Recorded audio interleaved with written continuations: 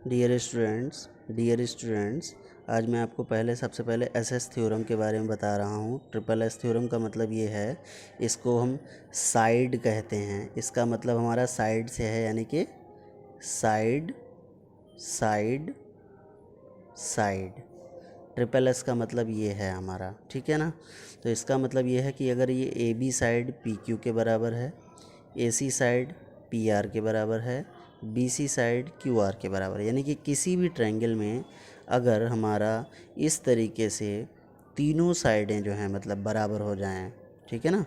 फिर से समझ लीजिएगा, अगर किसी भी ट्रायंगल में तीनों साइडें बराबर हो जाती हैं जो हमारी गिवन में हैं, इस तरीके से क्रमशः तीनों साइडें बराबर हो जाती हैं, तो ये ट्रायंगल पूरा triangle A B C congruence हो जाएगा। मैंने कॉन्ग्रुएंस का सिंबल आपको पहले ही बताया है, पी क्यू आर के हो जाएगा, ठीक है ना।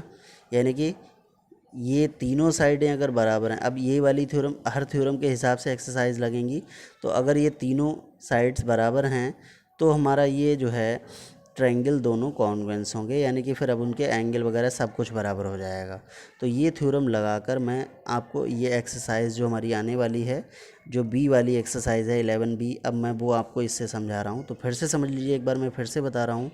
अगर किसी ट्रायंगल की तीनों साइडें एक दूसरे के बराबर हैं, इस तरीके से जैसे मैंने मार्क भी किया है कि ये मान लीजिए इसके बराबर, ये वाली इसके बराबर, ये वाली इसके बराबर, तो वो कॉन्ग्रुएंस हो जाएगा, ठीक है। अब सपोज़ मान लीजिए ये वाली इसके बराबर हो सकती है, ये वाली इसके बराबर हो सकती है, ये वाली इसके, ये तो ट्रायंगल में खुद ही बता दिया जाएगा आपको, उससे आपको समझ में आ जाएगा। तो ये चीज़ ध्यान रखना है, जब तीनों साइडें बराबर होंगी ट्रायंगल कॉन्ग्रुएंस होगा। जब नेक्स्ट एक्सरसाइज चलेगी तो मैं आपको अलग से एक थ्योरम पहले से ही बता दूंगा।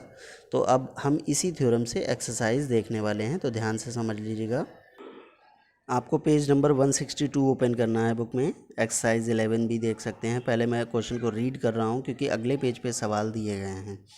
इन question number 1, 2 and 3 given on the next page, अगले पेज पे फिगर दिए गए हैं, of the sides of a triangle indicated, उनमें साइड्स की मेजरमेंट लिखी हुई हैं, आपको केवल देखना है सिर्फ। By applying SSS congruent rule, जो मैंने अभी आपको बताया था ट्रिपल साइड वाला, state which pair of triangle are congruent. Triangle मतलब कौन से दूसरे ट्रायंगल के कॉन्ग्रुएंट होगा, केवल आपको बस सिर्फ इतना ही लिखना है कि कौन सा ट्रायंगल किसके कॉन्ग्रुएंट है।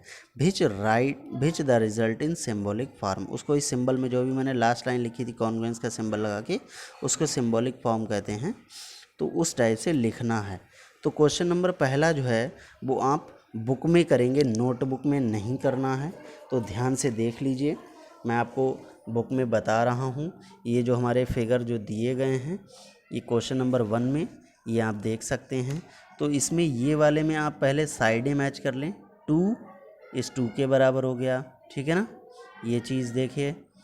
इसके बाद 4 वाली 4 के बराबर हो गई, और ये वाली इसके बराबर हो गई। ध्यान से देख लीजिए, ऑलरेडी आपको मेज़रमेंट मिल जाएंगी, 3.5 3.5, 4 4, 2 2, इस तरीके से आपको सारी मेज़रमेंट मिल रही होंगी। तो इसको सिर्फ लिख देना है आपको कि triangle A B C congruent का सिंबल लगा देना है, ठीक है ना, और E F D E F लिख देना है आपको, ठीक है ना, डी ई एफ लिख देना है। इस तरीके से हमारा एक पार्ट ख़त्म हो गया, ये वाला पार्ट हमारा ख़त्म हो गया है। ऐसे ही आपको इन दोनों में लिखना है, और सिमिलरली आपको इन दोनों में लिखना है। तो आपको ये वाला मैं बता रहा हूँ, आप यहाँ पे ध्यान से देखिए। 4 is not equal to this, 3 equal है, और ये वाली इक्वल नहीं है। क्योंकि इसमें साइड इक्वल नहीं बन रही हैं, इसीलिए मैं यहाँ पे जो लिख रहा हूँ, ध्यान से समझ लीजिएगा। ए ओ बी, वैसे तो ये कॉन्ग्रुएंट का सिंबल होता है, सी ओ डी के होना चाहिए था, लेकिन यहाँ पे चूंकि ये साइडें बराबर नहीं, इसलिए तिरछी लाइन से इसको काट दिया जाएगा। इसका मीनिंग है नॉट कॉन्ग्रुएंस, ठीक है ना। ध्यान से समझ लीजिए, इसका मीनिंग है नॉट कॉन्ग्रुएंस, यानी कि ये कॉन्ग्रुएंस नहीं है क्योंकि साइडें बराबर नहीं हैं। ओके, अब आप क्वेश्चन नंबर 2 भी देख सकते हैं। ये भी क्वेश्चन नंबर इसकी ही तरह सेम है। ये वाली साइड इसके बराबर है, ये वाली साइड इसके बराबर है और ये वाली इसके। तो आपको सेम ऐसे ही लिखना है कि ये वाला ट्रायंगल और ये वाला ट्रायंगल एक दूसरे के कॉन्ग्रुएंस हैं। अब देखिए मैं ये आपको लिख कर भी बता रहा हूँ। 3 वाली साइड 3 के बराबर, 6.5 6.5 6.5 के बराबर, और ये पूरी यहाँ तक की 6 और ये पूरी यहाँ तक की 6 बराबर है। यानी कि ट्रायंगल कितना हुआ, पहले तो ये इसका नाम लिख लें DEF।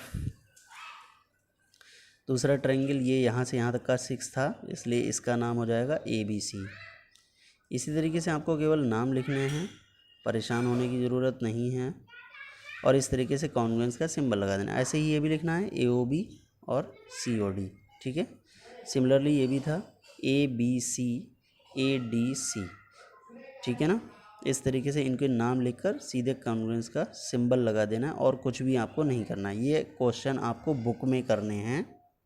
नेक्स्ट क्वेश्चन नंबर 3 देखिए, the following pair of a triangle और कॉन्ग्रुएंट। ये हमारे कॉन्ग्रुएंट गिवन में हैं, ऑलरेडी कॉन्ग्रुएंट हैं, यानी कि ABC कॉन्ग्रुएंट हमारा ऑलरेडी है PQR के, ठीक है।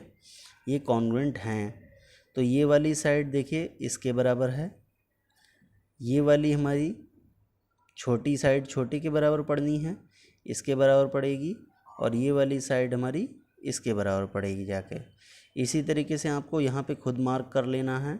तो अब हमसे यहाँ पे पूछा गया find the length of unknown side, यानी कि PQ की वैल्यू क्या होगी, PQ किसके बराबर है, तो उसके हिसाब से PQ की वैल्यू को राइट करेंगे। PQ हमारा AC के बराबर है, यानी कि 2.1 हो जाएगा, ओके।